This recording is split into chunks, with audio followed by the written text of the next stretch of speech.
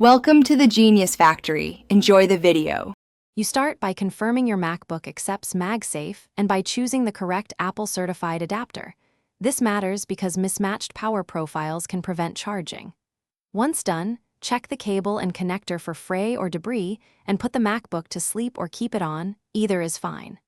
Make sure to approach the port with the connector centered. The magnets will snap it into place, and you should see the LED indicate charging status. Do not force the plug. Once the magnetic connector seats, verify charging by observing the LED or the Mac OS battery icon. Amber means charging, green means full.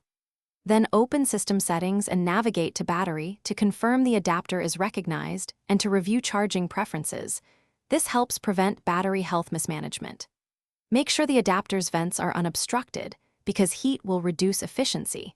If the MacBook runs warm, set it on a hard surface. Also check cable routing to avoid accidental tugs. To finish, remove the connector by holding its body and pulling straight out. This prevents strain on the port. If charging fails, first try a different outlet and then restart your Mac. Power negotiation can reset.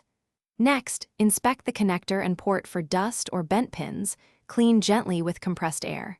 If problems persist, test with a known good MagSafe adapter to isolate cable versus Mac faults. Finally, contact Apple support if the port or adapter appears damaged. Thanks for watching. If you found this helpful, don't forget to like and subscribe.